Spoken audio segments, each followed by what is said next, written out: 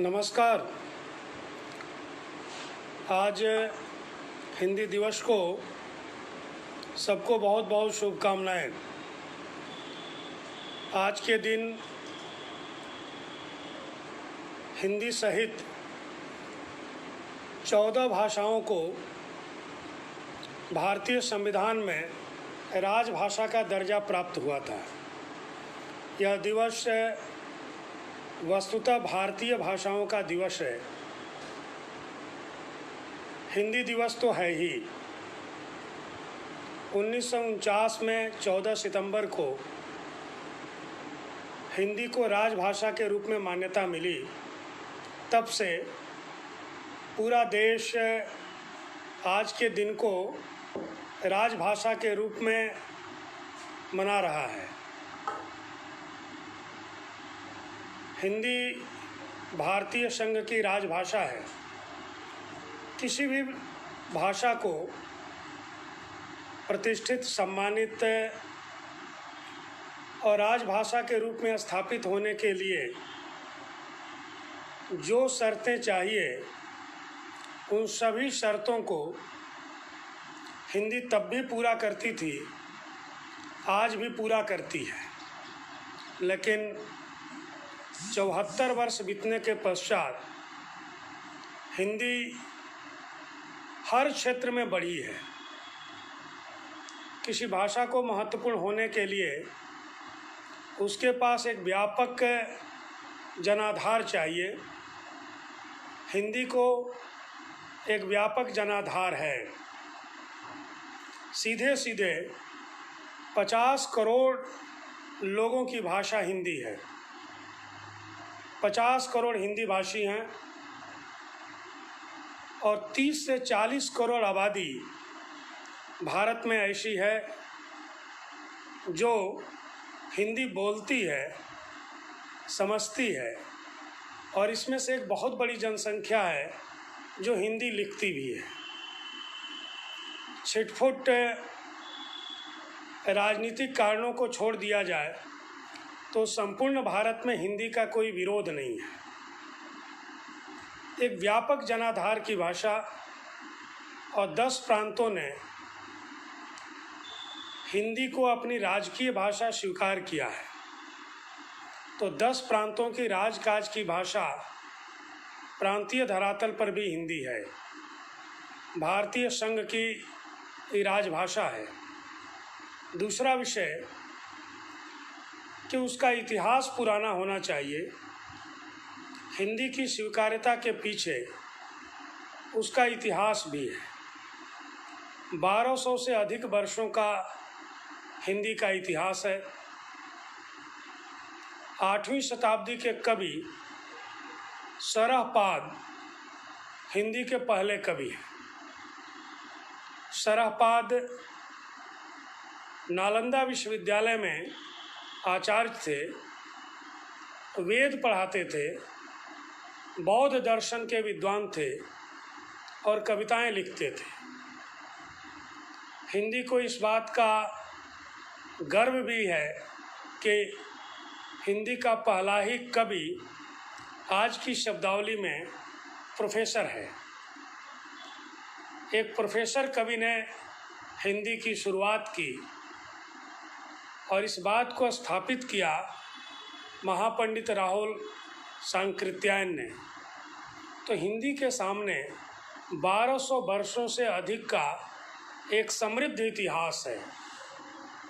उस समृद्ध इतिहास में बौद्ध सिद्धों का साहित्य है, जैन साहित्य है, चारणों का साहित्य है, रासों की रचनाएं हैं, ब्रज का समृद्ध साहित्य है। इसके अतिरिक्त शिल्प के धरातल पर कई तरह की विविधताओं का साहित्य है। तो एक पूरा 1300-1200 वर्षों से अधिक, हम 1300 वर्ष भी कह सकते हैं कि हिंदी के सामने एक विशाल परंपरा हमारे सामने है। और इन 1300 वर्षों के इतिहास में 8000 से अधिक लेखकों और कवियों की रचनाएं हैं। आज से लगभग 100 वर्ष पहले तो मिस्र बंधुओं ने 5000 रचनाकारों की चर्चा की, उसमें बहुत से छूट गए और 100 वर्षों में 1000 से अधिक रचनाकार हिंदी में जुड़े हैं। एक समृद्ध इतिहास, हिंदी की अपनी एक संस्कृति है। वह संस्कृति अपभ्रंश साहित्य के साथ जुड़ती है। अपभ्रंश को पुरानी हिंदी भी कहा गया। अपभ्रंश पुरानी हिंदी है, परवर्ती जो अपभ्रंश है अवहट्ठ भी कहते हैं। हिंदी के आदिकाल के कवि विद्यापति ने युवा अवस्था में कोई 22-23 वर्ष की उम्र में कीर्तिलता की रचना अवहट्ठ भाषा में की और इस प्रतिज्ञा के साथ की कि अवहट्ठ देशी भाषा है और देशी भाषा सबको मीठी लगती है, इसलिए मैं अवहट्ठ में रचना कर रहा हूँ। विद्यापति ने कहा कि सक्कय बाणी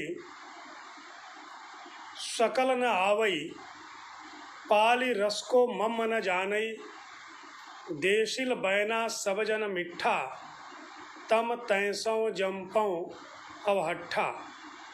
संस्कृत भाषा सबको नहीं आती, पाली रस के मर्म को नहीं जानती,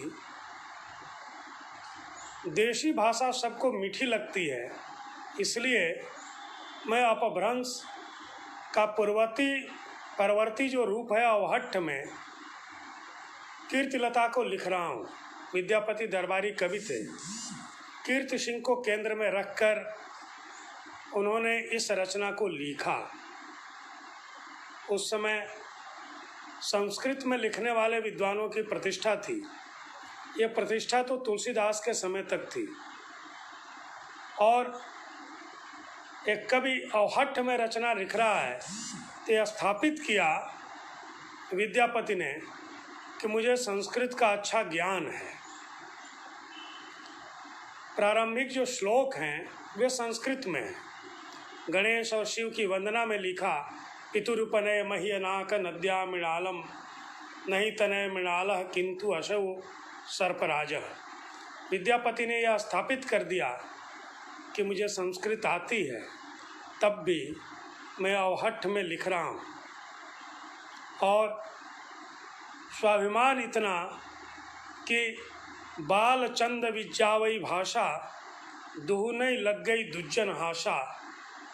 दूतिया के चंद्रमा और विद्यापति की भाषा को दुर्जनों की हंसी नहीं लगती। हिंदी का आदिकाल का एक प्रतिष्ठित कवि जनता की भाषा में अपनी कीर्ति को लिख रहा है। मैंने इसकी चर्चा इसलिए की कि हिंदी की अपनी एक संस्कृति है, हिंदी का अपना एक इतिहास है। इस अवहट्ठ में पाटन के बड़े कवि वैयाकरण संत रचनाकार हेमचंद्राचार्य लिख रहे थे। पाटन गुजरात का बहुत महत्वपूर्ण नगर था कला, संस्कृति, साहित्य और इतिहास की दृष्टि से। हेमचंद्र ने सिद्ध हेम शब्दानुशासन लिखा। सिद्धराज के दरबारी थे, उनके राज्य में थे, इसलिए उसके साथ सिद्ध जोड़ा। हेमचंद ने संस्कृत, पाली, प्राकृत और अपभ्रंश पर चर्चा की, उसके उदाहरणों को दिया, सूत्र लिखे, उसकी व्याख्या की। इसलिए राहुल सांकृत्यायन को मैं फिर उद्धृत करूँगा। कहा कि हेमचंद्राचार्य कलि सर्वज्ञ थे। कहते हैं कि हेमचंद्र अपभ्रंश के पाणिनि भी थे, पतंजल भी थे और भट्टो जी दीक्षित भी थे। हिंदी की शुरुआत यहाँ से होती है। गोरखनाथ की रचनाएं हिंदी के अंतर्गत परिगणित होती हैं और गोरखनाथ सहित सभी नाथों की रचनाएं, सिद्धों की रचनाएं हिंदी साहित्य की रचनाएं हैं और ये रचनाएं हिंदी साहित्य के साथ ही भारतीय साहित्य को समृद्ध करती है। नाथ पंथ का साहित्य संपूर्ण भारतवर्ष में लिखा गया। राजस्थान में नाथ पंथ का बृहद साहित्य रचा गया।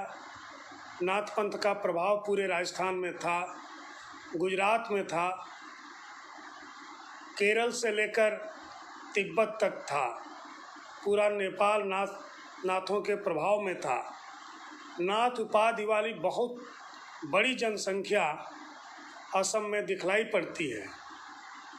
जाग, मछंदर, गोरखाया यह पंक्ति कामरूप से जुड़ी हुई है। जालंधर नाथ के नाम पर पंजाब में जालंधर है। नामदेव महाराष्ट्र के बड़े कवि थे। मराठी के रचनाकारों में एक श्रेष्ठ कवि के रूप में नामदेव की चर्चा होती है। गहनीनाथ, निवृत्तिनाथ, ज्ञानेश्वर, इसकी परंपरा नाथों से जुड़ती है जो नामदेव तक आती है।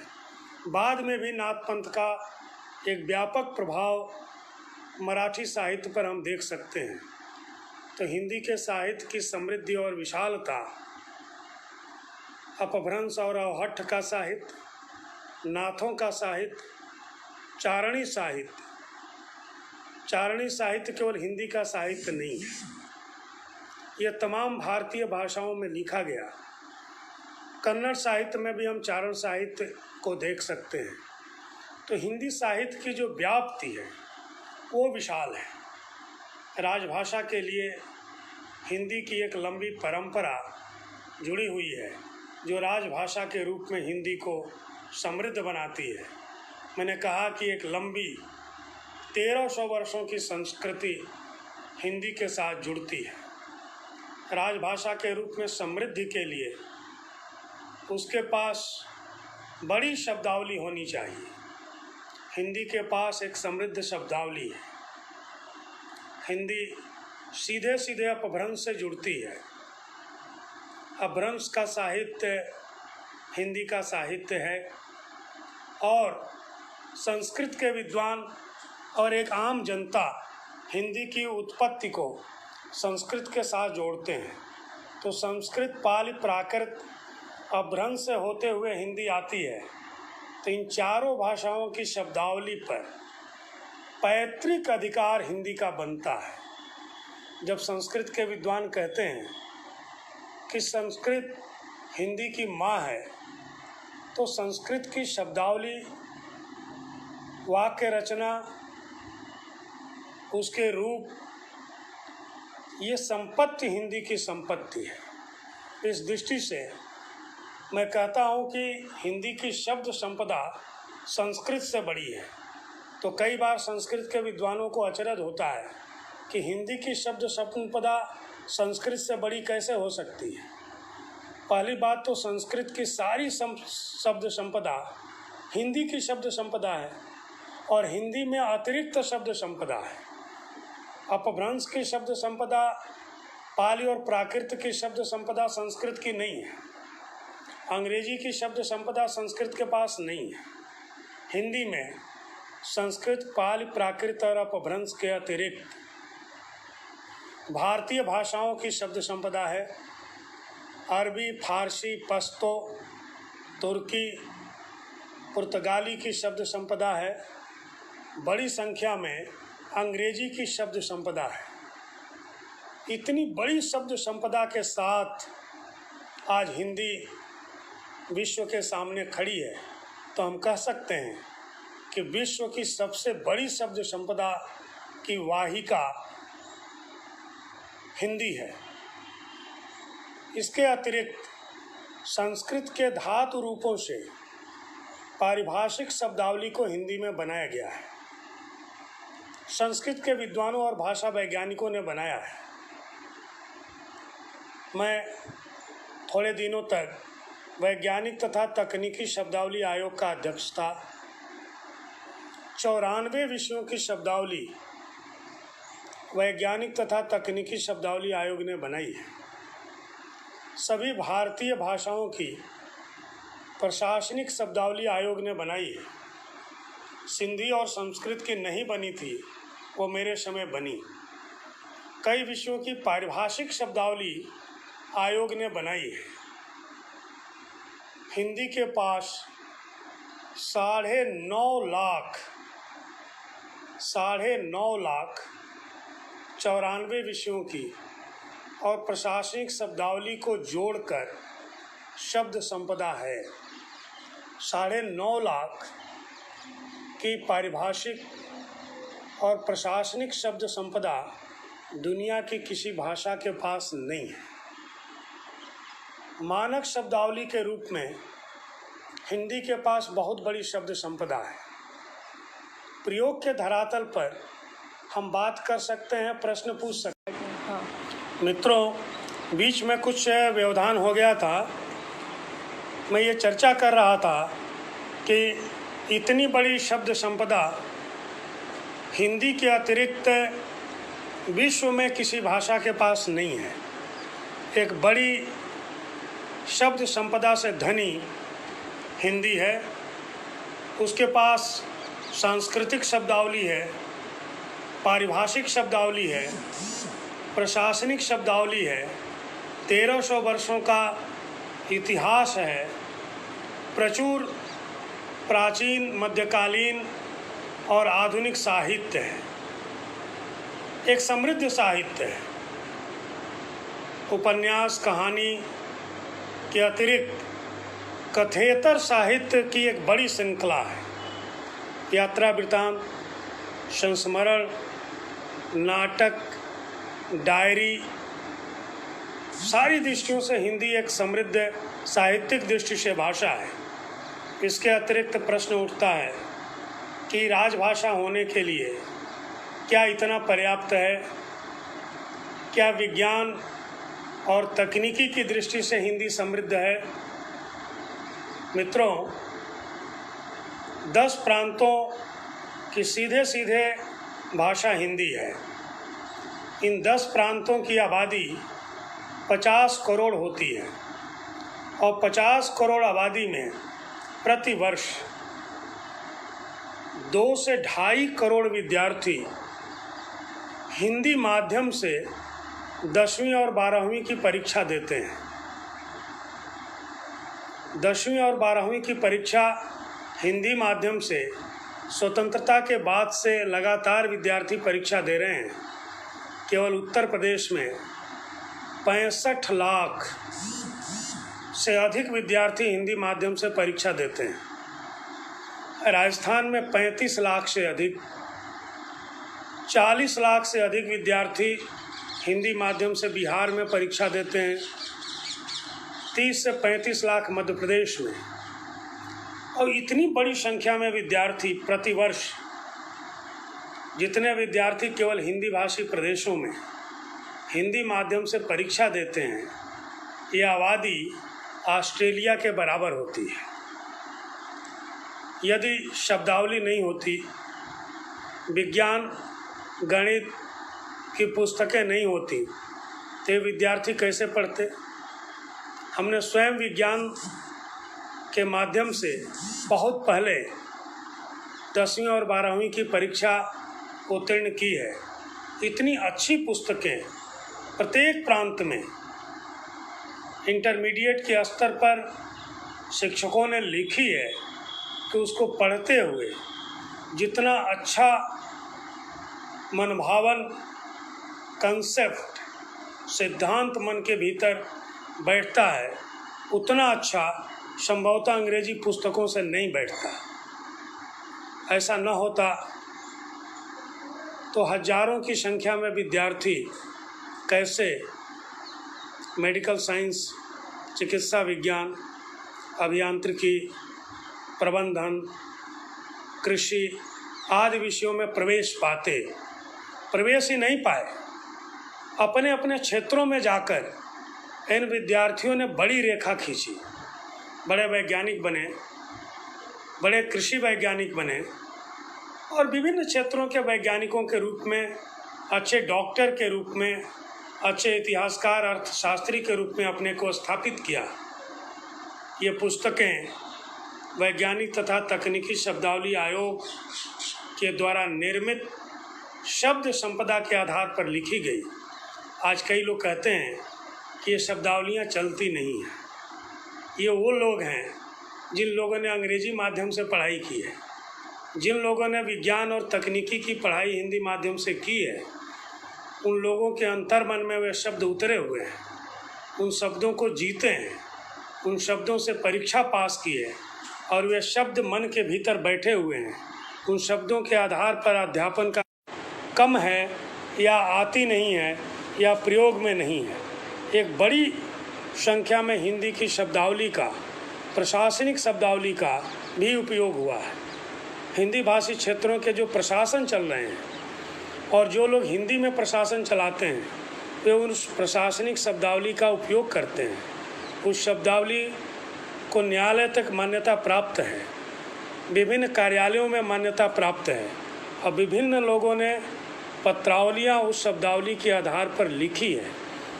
जिन लोगों के मन में ये बैठा हुआ है कि हिंदी माध्यम से उच्च शिक्षा नहीं देनी है, वे उन शब्दावलियों के आधार पर न पुस्तकें लिखते हैं न काम करते हैं।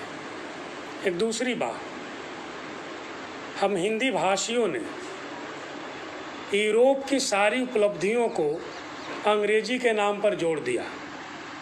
हिंदी साहित्य में पाश्चात्य काव्य शास्त्र करके पढ़ाने की परंपरा है, उसको बहुत से लोग अंग्रेजी का काव्य शास्त्र मानकर पढ़ाते हैं। जो फ्रेंच में लिखा गया, जर्मन में लिखा गया, इटालियन में लिखा गया, स्वीडिश भाषा में लिखा गया, उसको भी हम अंग्रेजी के साथ जोड़ देते हैं। प्लेटो और अरस्तु अंग्रेजी में नहीं लिख रहे थे, इसलिए पाश्चात्य जगत में लिखा गया सब कुछ अंग्रेजी के खाते में डालने की ज़रूरत नहीं है। जब हम भारतीय संदर्भों में विचार करते हैं तो हिंदी को भारतीय भाषाओं ने भी समृद्ध किया है। भारतीय महापुरुषों ने, भारतीय लेखकों ने समृद्ध किया है, पुराने लेखकों ने भी और नए लेखकों ने भी। भारत में जात, पंथ, धर्म पर विचार करके हम विजयी नहीं हो सकते। नामदेव ने, जो मूलतः मराठी के रचनाकार थे और मराठी वैष्णव संत थे, मैंने बताया कि नाथ पंथ में भी दीक्षित हुए थे, उन्होंने हिंदी में भी रचनाएं लिखी। जाति, भाषा, पंथ से परे जाकर के कोई व्यक्ति कैसे प्रतिष्ठित होता है, यह नामदेव के व्यक्तित्व ने समझाया। नामदेव ने मराठी में लिखा, पंजाब में आकर रहने लगे, उन्होंने पंजाबी में लिखा। गुरु ग्रंथ साहब का संपादन हुआ तो नामदेव की रचनाएं गुरु ग्रंथ साहब में बड़ी संख्या में रखी गई। नामदेव ने हिंदी में रचनाएं लिखी। मैं ये बताना चाह रहा था कि हिंदी भाषी कवियों ने हिंदी को पूरी तरह से समृद्ध बनाने में मदद की है। सिख पंथ के कवियों ने गुरु नानक देव से लेकर गुरु गोविंद सिंह तक की रचनाएं हिंदी में प्राप्त होती है। असम में ब्रजबुली में रचनाएं लिखी गई। शंकर देव जी की रचनाएं ब्रजबुली का साहित्य है। माधव देव ने ब्रजबुली में लिखा। चैतन्य महाप्रभु का साहित्य ब्रजबुली का साहित्य है। उनके अनुयायियों का साहित्य ब्रजबुली का साहित्य है। मैथिली, बंगला, असमिया के साथ जो साहित्य खड़ा होता है, जो भाषा खड़ी होती है, जो संस्कृति खड़ी होती है, वो ब्रजबुली की है। और ब्रजबुली की शब्द संपदा से हिंदी की शब्द संपदा बढ़ती है। मैं ये बताना चाह रहा था कि प्रत्येक भारतीय भाषा के विद्वानों ने हिंदी को समृद्ध बनाया है और उनकी शब्दावली राजभाषा के रूप में विभिन्न कोशों में प्रयुक्त हुई है। जहाँ पर हिंदी की सामर्थ्य कम हो जाती है, वहाँ पर हिंदी अपनी पड़ोसी भाषाओं से शब्द संपदा को ग्रहण करती है। यह प्रवृत्ति संपूर्ण भारतीय भाषाओं की है। आज भारत में 2000 के आसपास भाषाएं पढ़ी जा रही हैं, लिखी जा रही हैं, बोली जा रही हैं। तो इसलिए कि कमज़ोर पड़ने पर, जहाँ पर शब्दावली कम मिलती है, वहाँ पर भारतीय भाषाएं दूसरी भाषाओं से शब्द को ग्रहण करती हैं। केवल अरुणाचल प्रदेश में 55-56 भाषाएं बोली जाती हैं। अरुणाचल प्रदेश की आबादी 15 लाख है। 56 भाषाएं।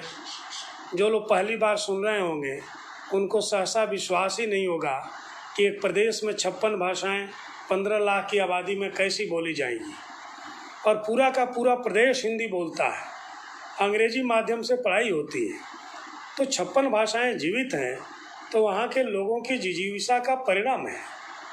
वहाँ के लोगों ने ये सीखा है कि अपनी भाषा और संस्कृति को कैसे जिंदा रखा जाता है। इस आधार पर वहाँ की भाषाएं आज जीवित हैं। वे लोग आपस में घर में अपनी भाषा में बातचीत करते हैं, दूसरों से हिंदी में बातचीत करते हैं, अंग्रेजी बोलने वालों से अंग्रेजी में बातचीत करते हैं। इस कारण जो लोग 5000-6000 की आबादी के हैं, जिन जनजातियों की जनसंख्या 5000-6000 है, उनकी भी भाषाएं जीवित हैं और उनके भी लोग अंग्रेजी में बोलते हैं, हिंदी में बोलते हैं, असमिया बोलते हैं, नेपाली बोलते हैं, बंगला बोलते हैं। यानी भारत 135 करोड़ का देश है, यह एक बहुभाषी देश है, और इस देश में प्रतिष्ठा के साथ जीने के लिए बहुभाषी होना एक बहुत बड़ी शर्त है, और इस शर्त का पालन जाने अनजाने सुदूर चीन के बॉर्डर के प्रदेश अरुणाचल प्रदेश के लोगों ने किया है। सिक्किम की आबादी 6.5 लाख है और सिक्किम में 11 बोलियां हैं। चकमा की मैंने चर्चा की, अरुणाचल में भी चकमा है, मिजोरम में भी चकमा है, भूटिया, लिम्बू, राई, ये भाषाएं सिक्किम में बोली जाती हैं। और सिक्किम में कई भाषाओं के होने के बावजूद हिंदी और अंग्रेजी बोलते हैं। कुछ बंगला का भी प्रभाव है। गारो, खासी और जयंतिया मेघालय में बोली जाती है। कई लोग तीनों भाषाओं को बोलते हैं। अंग्रेजी राजकाज की भाषा है। नागालैंड में अंग्रेजी राजकाज की भाषा है, लेकिन 12-13 बोलियां हैं। केंद्रीय हिंदी संस्थान से ने तो लोथा, सेमा और जेलियांग का कोष बनाया है। इन कोषों का उद्देश्य उन भाषाओं को समृद्ध करना, उन भाषाओं को जीवनी शक्ति प्रदान करना तो है ही, हिंदी को भी समृद्ध करना है। जब उन भाषाओं के कोष बनते हैं तो उन लोगों को महसूस होता है कि हमारी भाषा की चिंता करने वाला भी कोई है। केंद्रीय हिंदी संस्थान के माध्यम से 51 भाषाओं के अध्येता कोष तैयार किए गए। इन 51 भाषाओं में 26 भाषाएं केवल पूर्वोत्तर की हैं। अरुणाचल प्रदेश की 8 भाषाओं का कोष केंद्रीय हिंदी संस्थान ने पिछले 5 वर्षों में प्रकाशित किया है। वे भाषाएं हैं नीशी, आदि, नोक्टे, शिंगफो, तागिन, गालो, ईदुमिश्मी और मोम्पा। इसमें कई भाषाओं को बोलने वालों की जनसंख्या 10-15 हज़ार है। लेकिन ये 10-15 हज़ार की आबादी हिंदी बोलती है, तो हिंदी वालों का भी कर्तव्य है कि उनकी भाषाओं को भी संरक्षित करें। कारगिल की 2 भाषाएं बहुत महत्वपूर्ण हैं, शीना और बल्टी। दोनों को बोलने वाले 15-15, 20-20 हज़ार की जनसंख्या है। उनका भी कोई संस्थान ने बनाया है। शीना और बल्टी बोलने वाले अच्छी हिंदी बोलते हैं, हिंदी में लिखते हैं, हिंदी में पढ़ाई करते हैं, तो उनके पास एक कोष होना चाहिए। भारतीय भाषाओं के संदर्भ में जब हिंदी की बात होती है तो अगला ही प्रश्न चारों तरफ से उठता है कि बहुत सी भाषाएं मृत्यु के कगार पर हैं, अल्पजीवी हो गई हैं, उन भाषाओं को संरक्षित किया जाए। मेरा मानना है कि भाषाएं मरती नहीं है, एक दूसरे में विलयित हो जाती हैं। आप अपभ्रंश को मरी हुई भाषा कह सकते हैं, पाली और प्राकृत को मरी हुई भाषा कह सकते हैं, लेकिन अपभ्रंश की गोद से, अपभ्रंश की क्रोध से कितनी भाषाएं पैदा हुई हैं। जिस हिंदी को मैं बोल रहा हूँ, ये सौरसेनी अपभ्रंश से उत्पन्न हुई है। सौरसेनी अपभ्रंश से उत्पन्न हिंदी को हम लोग बोल रहे हैं। उसी तरह से गुर्जर अपभ्रंश से गुजराती उत्पन्न हुई, महाराष्ट्रीय अपभ्रंश से मराठी हुई, मागधी अपभ्रंश से असमिया, बंगला और उड़िया भाषा उत्पन्न हुई है। आज मागधी बिहार के 4-5 जिलों में बोली जाती है, लेकिन मागधी से उत्पन्न जो भाषाएं हैं वो 3-3 प्रांतों की राजभाषा है।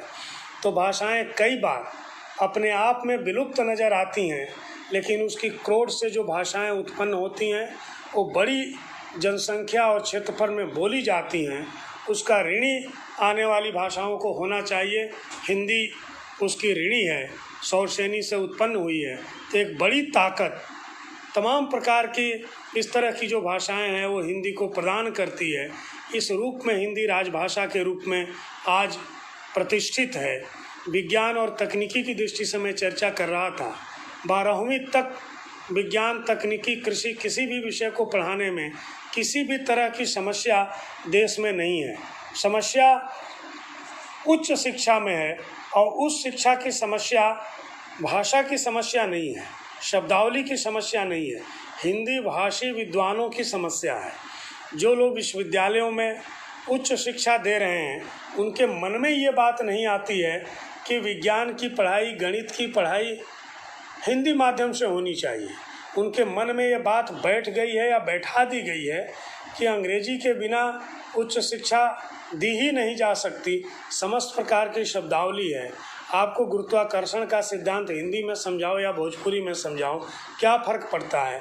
परमाणु का सिद्धांत ब्रजभाषा में समझाओ या अवधी में समझा दो, क्या फ़र्क पड़ता है? लेकिन जिनकी भाषिक तैयारी नहीं है, जिन लोगों ने निगल लिया है अंग्रेजी शब्दावली और वाक्यों को और उसी की वोमिटिंग करते रहते हैं, उबांत करते रहते हैं, उनको लगता है कि हिंदी के माध्यम से उच्च शिक्षा नहीं दी जा सकती है।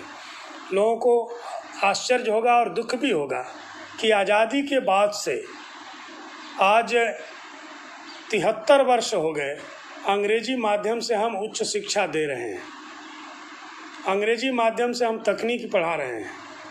बहुत से आईटीज हैं, अंग्रेजी माध्यम से पढ़ाई होती है। बहुत बड़ी संख्या में मेडिकल कॉलेज हैं जहां अंग्रेजी माध्यम से पढ़ाई होती है। लेकिन जब मैं ये पूछता हूँ कि पिछले 73 वर्षों में भारत ने एक टैबलेट का या एक कैप्सूल का आविष्कार किया है, इसका नाम बता दो, तो इसका उत्तर हमको आज तक नहीं मिला।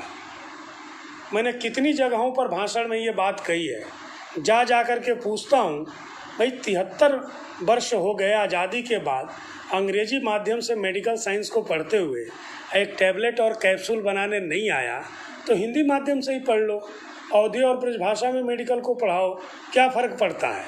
यदि हम अनुसंधान के ऊपर हमको अनुसंधान करना है, केवल हमको भारत में दवा बनाने के लिए फैक्ट्री खोलनी है, मज़दूरों का उपयोग करना है, पूंजी लगाना है, फैक्ट्री हमारी, ज़मीन हमारी, मज़दूरा हमारा, श्रमिक हमारा, तकनीशियन हमारा, तो उसमें कौन सी बात है? तो फिर तो ब्रजभाषा में ही पढ़ सकते हैं। अंग्रेजी में पढ़ने से होना तो ये चाहिए था कि सैकड़ों दवाएं ये हमारा आविष्कार है, ये हमारा पेटेंट है, ये बताने की हमारी मनस्थिति होनी चाहिए। इसी तरह की स्थिति तकनीकी क्षेत्र में भी हमारी है। तकनीकी क्षेत्र में हमने विदेशियों के द्वारा किए गए आविष्कारों में जोड़ा है।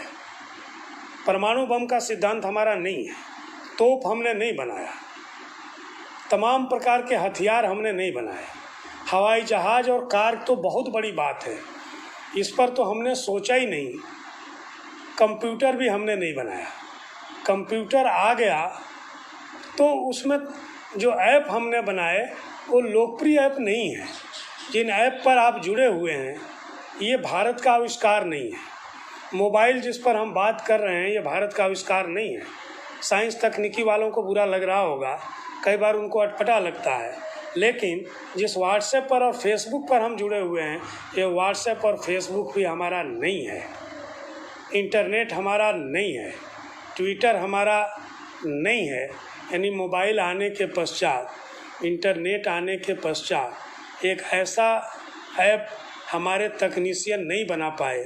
लेकिन जब मैं कहता हूँ कि हिंदी में कंप्यूटर की पढ़ाई कराओ, आपको ऐप बनाने आ जाएगा, तो कहते हैं हिंदी में तकनीकी की पढ़ाई कैसे हो सकती है? तो पढ़ो अंग्रेजी माध्यम से तकनीक।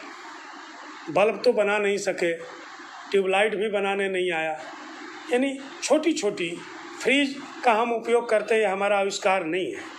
साइकिल, स्कूटर और मोटरसाइकिल भी बनाने हमको नहीं आया। हमको ट्रैक्टर और थ्रेशर का आविष्कार हम नहीं कर सके, तो हम क्या आविष्कार कर रहे हैं? अंग्रेजी माध्यम से साइंस और तकनीकी पढ़ करके। हमारे पास बेहतर सर्जन है, सर्जरी करना हमने उनसे सीख लिया, तो आज हम बेहतर सर्जन हैं, हम बेहतर दवाएं दे रहे हैं, लेकिन आविष्कार हमारा नहीं है।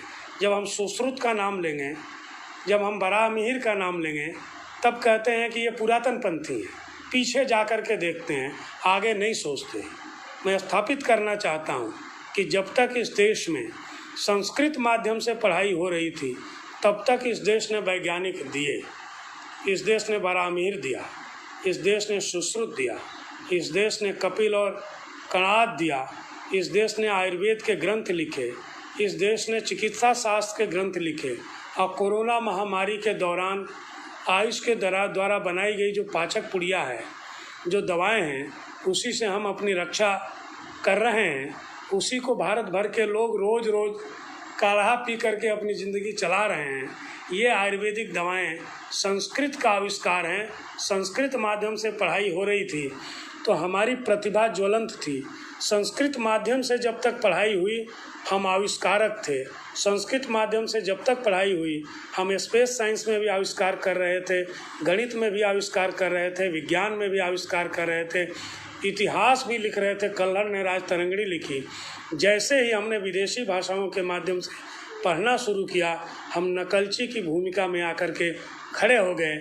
ऐसी परिस्थितियों में हिंदी सहित भारतीय भाषाओं की उपयोगिता आज ज्वलंत और जीवंत रूप में हमारे सामने आकर के खड़ी हो गई है। भारत की अगली पीढ़ी भारतीय भाषाओं के साथ ही खड़ी हो सकती है। अपनी भाषा को छोड़ करके हम स्वाभिमान के साथ खड़े नहीं हो सकते। स्वतंत्रता आंदोलन के दौरान महात्मा गांधी, पंडित मदन मोहन मालवीय जैसे लोगों ने, जो अच्छी अंग्रेजी के ज्ञाता थे, उन लोगों ने हिंदी का प्रचार और प्रसार किया। कम लोगों को मालूम है कि महात्मा गांधी कक्षा भी लेते थे। साबरमती आश्रम में जब बापू को लंबा रहना होता था तो साबरमती आश्रम में वे अध्यापन का काम करते थे।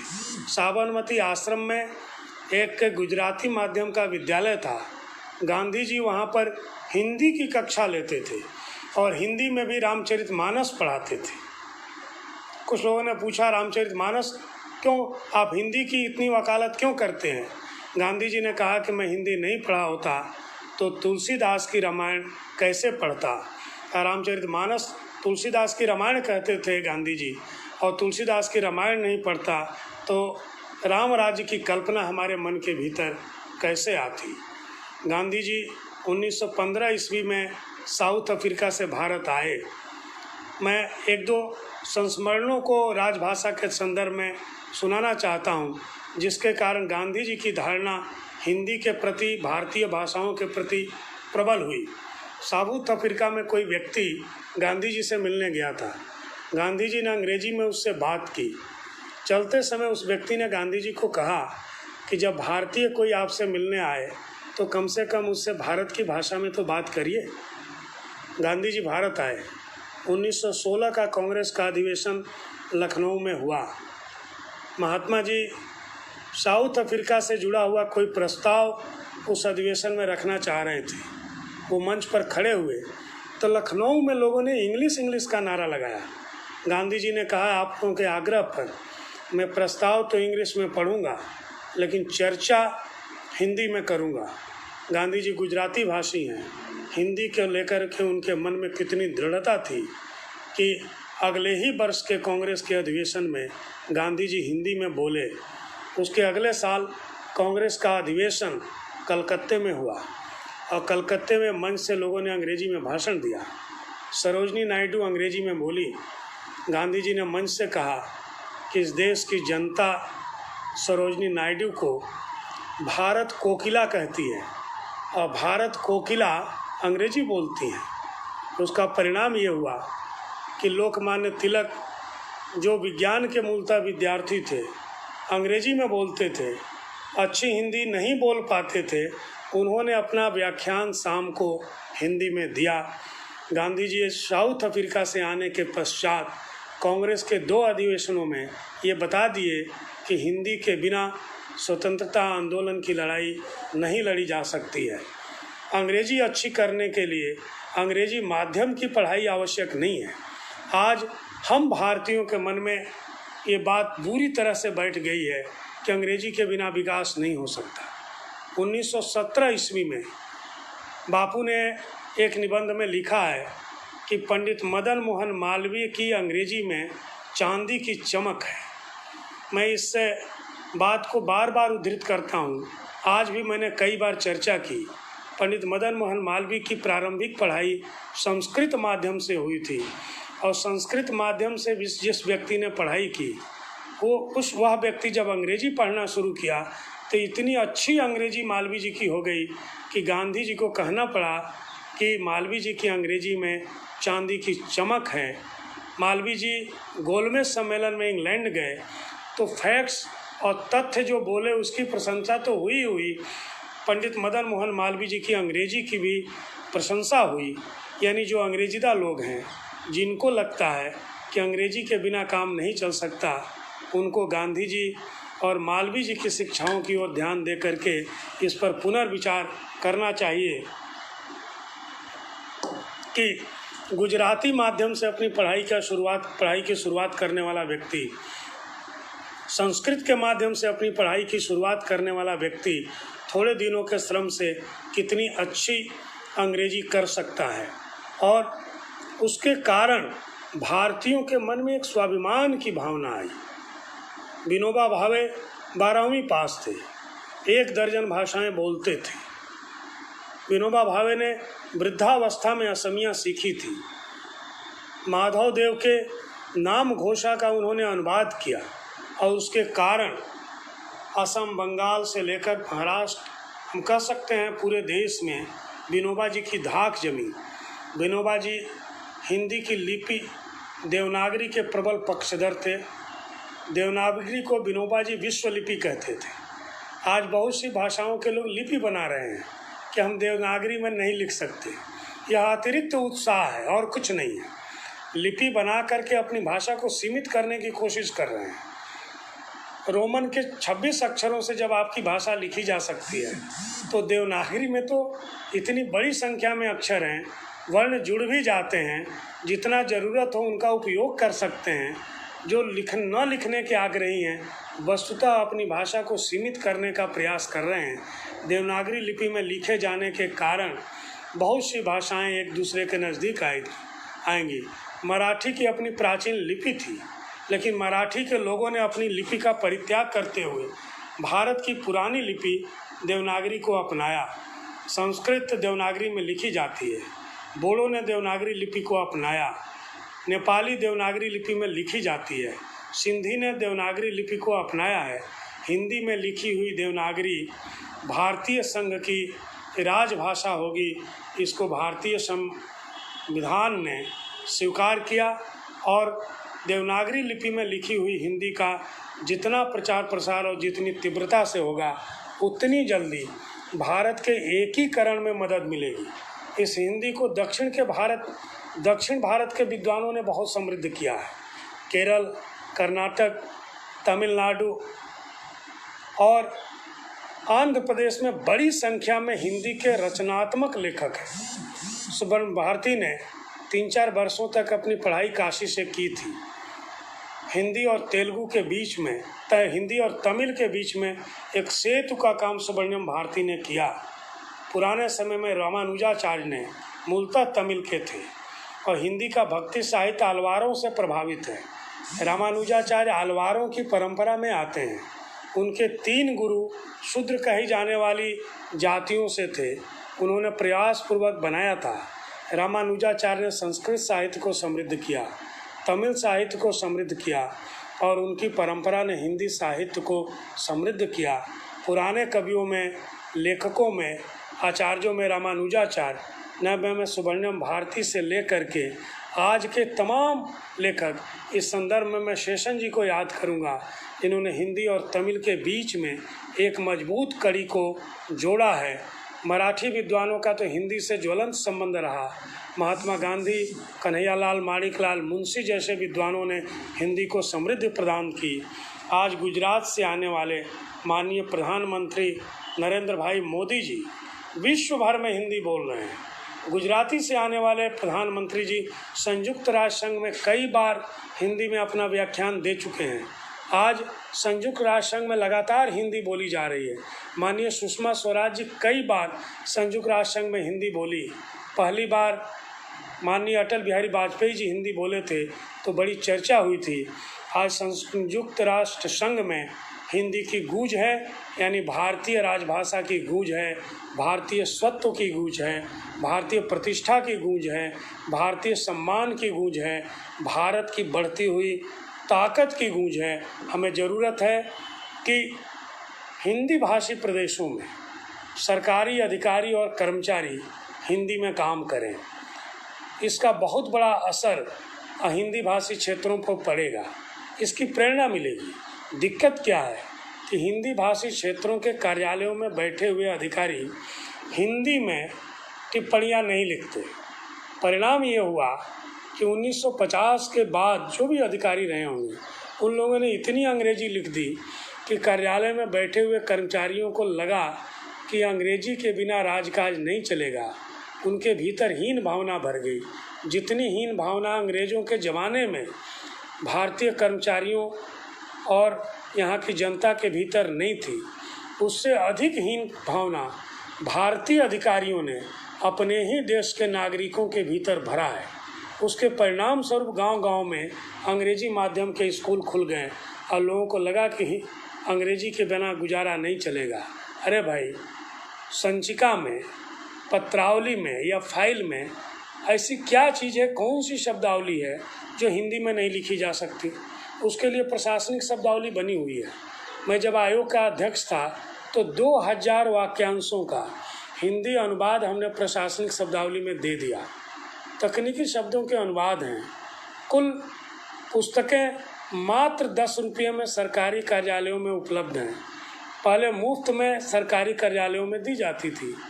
लाखों की संख्या में ये हर कार्यालय में उपलब्ध कराई जा सकती है। जिसको जितनी ज़रूरत है 10 रुपया खर्च करके ले सकता है। तब भी हमारे अधिकारी, हम जैसे लोग, मैं उसमें शामिल करता हूँ, मैं तो नहीं लिखता, लेकिन समवयस्क पदों पर बैठे हुए लोग अंग्रेजी में ही लिखते हैं। उसके कारण अपने अधीनस्थों के भीतर एक हीन भावना उत्पन्न होती है।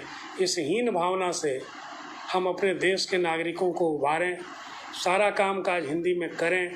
संविधान हमारे पक्ष में खड़ा है।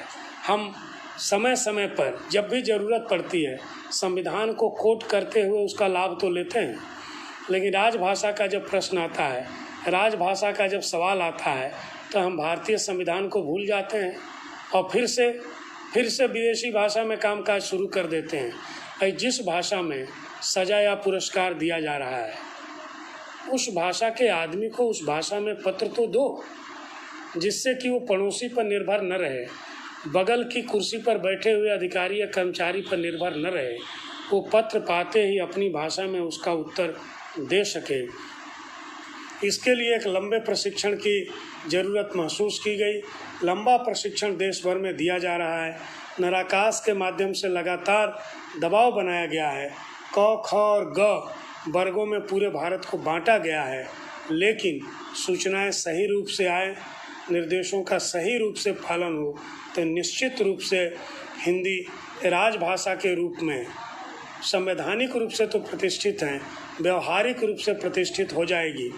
उच्चतर शिक्षा में हिंदी भाषी प्राध्यापकों के ऊपर, प्रोफेसरों के ऊपर बड़ी जिम्मेवारी है कि बीएससी, एमएससी और शोध के स्तर की पुस्तकें हिंदी में लिखें, और जो लोग हिंदी में लिख रहे हैं उनको बराबर की मान्यता दें। जो लोग हिंदी माध्यम से पढ़े हैं, प्रोफेसर होने के बाद, बड़े पदों पर बैठने के बाद, कुलपति होने के बाद हिंदी में लिखे हुए शोध पत्रों को स्वीकार नहीं करते, शोध प्रबंधों को स्वीकार नहीं करते, ये कैसी विडंबना है? कैसे भारतीय हैं कि अपनी भाषा में लिखे हुए पत्र को स्वीकार नहीं कर रहे हैं? आप शोध पत्र के विषय वस्तु को देखिए, शोध प्रबंध की विषय वस्तु को देखिए। भाषा के आधार पर अपने ही देश के नागरिकों के द्वारा लिखे गए शोध प्रबंध और शोध पत्रों के नकारने का औचित्य क्या है? यह औचित्य जब हमारे मन मस्तिष्क से दूर हो जाएगा तो शीघ्र ही उच्चतर शिक्षा की भाषा हिंदी हो जाएगी। जो डॉक्टर हिंदी में बात करता है रोगियों से, अपने पेशे के लिए तो आप हिंदी में बात कर रहे हैं, लेकिन कागज़ में अंग्रेजी में लिख रहे हैं, इसका क्या मतलब है? आप इस रूप से क्यों दवा लिखते हैं कि मरीज उसको पढ़ ही नहीं सकता है? आप क्या जताना चाहते हैं? जिस मरीज से आपने पैसा लिया है, जिस मरीज की चिकित्सा हुई है, उस मरीज का शिल्प उसकी भाषा में क्या नहीं दिया जा सकता है? यह भी लिखने वाले की हीन भावना है, उस स्लिप को पाने वाले की हीन भावना नहीं है। हीन भावना से पूरा का पूरा समाज भाषाई दबाव में है और उस हीन भावना के कारण बार बार विदेशी भाषा का प्रयोग कर रहा है और हीन भावना से ग्रस्त समाज उस भाषा को बोलने वाले को प्रतिष्ठा दे रहा है। कंटेंट को सुनिए, अच्छी अंग्रेजी सुन करके किसी की प्रशंसा मत करिए। विषय वस्तु का प्रतिपादन यदि भोजपुरी, अवधी, मैथिली, राजस्थानी, मालवी, कर्नाटी में हुआ है तो उसकी प्रशंसा होनी चाहिए, न कि भाषा के धरातल पर प्रशंसा होनी चाहिए। जिस दिन एक एक नागरिक के मन में भारतीय भाषाओं के प्रति, हिंदी के प्रति, बोलियों के प्रति सम्मान का भाव जागृत हो जाएगा, उस दिन हिंदी वस्तुतः राजभाषा के रूप में वस्तुतः प्रतिष्ठित हो जाएगी। हिंदी वैश्विक भाषा है। अंग्रेजी के अतिरिक्त दुनिया में कोई भी भाषा वैश्विक भाषा नहीं है। भारतवंशी 150 से 200 वर्ष पहले गए Mauritius, Fiji, Guyana, Suriname, Trinidad. इन लोगों ने द्रौपदी की चीर की तरह दांत से पकड़ करके अपनी भाषा और संस्कृति की रक्षा की। वे लोग रामायण और हनुमान चालीसा से प्रेरणा लेकर के भाषा और संस्कृति की रक्षा कर रहे थे। आज जो भारत के नागरिक हैं उनको उनसे प्रेरणा लेनी चाहिए कि 200 वर्ष बाद भी भोजपुरी बोली जा रही है मॉरिशस में, गयाना, त्रिनिदाद में हिंदी ज्यों की त्यों, अवधी ब्रजभाषा ज्यों की त्यों बोली जा रही है। इसका मतलब उन लोगों ने कितना श्रम किया, गिरमिटिया मजदूर के रूप में वे संरक्षित कर सकते हैं। उनकी प्रेरणा भी हमको सताती नहीं है, परेशान नहीं करती है। इसलिए आज भी 14 सितंबर के दिन भी मैं दावे के साथ कह सकता हूँ कि शायद ही कोई कार्यालय होगा जहाँ अंग्रेजी में पत्रावलियों का लेखन नहीं हुआ होगा और हिंदी भाषियों के द्वारा नहीं हुआ होगा। ये प्रवृत्ति जब तक चलती रहेगी तब तक हम दिवस मनाते रहेंगे और अपने ही हाथों अपनी भाषा की हत्या करते रहेंगे। और ये बात दूर की हो जाएगी कि हम पंडित मदन मोहन मालवीय, रामधारी सिंह दिनकर, महात्मा गांधी, राजर्षि पुरुषोत्तम दास टंडन, मोटूरी सत्यनारायण जी के सपनों का भारत बना रहे हैं। इनके सपनों का भारत बनाने के लिए हिंदी को वस्तुतः राजभाषा के रूप में प्रतिष्ठित करने की ज़रूरत है। ये संकल्प का दिवस है और ये तब होगा जब इसको व्यवहारिक धरातल पर लाना होगा। राष्ट्रीय शिक्षा नीति में संस्कृत की बात की गई है, मध्यकालीन आर्य भाषाओं की बात की गई है, पाली और प्राकृत की बात की गई है, भारतीय भाषाओं की चर्चा की गई है, भारतीय भाषाओं के माध्यम से प्राथमिक शिक्षा देने की बात की गई है। इसको वस्तुतः व्यवहारिक धरातल पर क्रियान्वयन की ज़रूरत है। पाली और प्राकृत की रक्षा की ज़रूरत है, अपभ्रंश की रक्षा की ज़रूरत है, संस्कृत की रक्षा की ज़रूरत है, क्योंकि वहाँ से हम शक्ति ग्रहण करते हैं। वहाँ की ताकत से भारतीय भाषाएं ताकत की अनुभूति करती हैं। आज आवश्यक हो गया है कि भारतीय भाषाओं के कई विश्वविद्यालय स्थापित किए जाएं। भारत की चारों दिशाओं में भारतीय विश्वविद्यालय एक एक स्थापित किए जाएं, जहाँ पर भारत की महत्वपूर्ण 50 भाषाओं को एक परिसर में पढ़ाया जाए। पूरे भारत के विद्यार्थी एक परिसर में आकर पढ़ें, भारतीय भाषा को पढ़ें, संस्कृति को पढ़ें, संगीत को पढ़ें, शिल्प को पढ़ें। कवि भर्तृहरि ने कहा था, साहित्य संगीत कला विहीना। तो साहित्य, संगीत और कलाओं को एक परिसर में भारत के विद्यार्थी पढ़ सकें। भारत की सरकार ने IFLU खोला है, English and foreign languages university, Hyderabad में चल रही है। लेकिन भारत में हिंदी तथा भारतीय भाषा विश्वविद्यालय आज भी सपना बना हुआ है।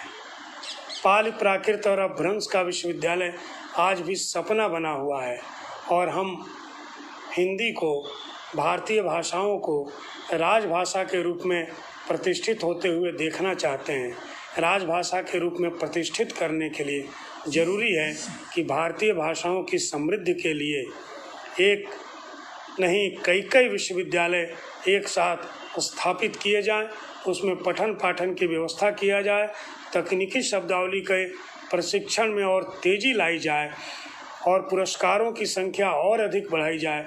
जो लोग भारतीय भाषाओं के माध्यम से निरंतर काम कर रहे हैं उनके प्रोत्साहन की आवश्यकता है, और जो लोग छोटे समूह के हैं, छोटी जनजातियों के हैं, इसके बावजूद मैंने बताया कि द्रौपदी की चीर की तरह अपनी भाषा और संस्कृति को पकड़ करके संरक्षित किए हुए हैं, उनकी भाषाओं के संरक्षण की दिशा में जो लोग भी काम कर रहे हैं, जो लोग भी प्रयास कर रहे हैं, उनको और अधिक प्रोत्साहित किया जाए तो निश्चित रूप से आज के दिन का एक महत्वपूर्ण संदेश होगा। इस दिशा में भारत की लाखों आबादी काम कर रही है। वैश्विक धरातल पर हिंदी का प्रचार प्रसार बढ़ा है।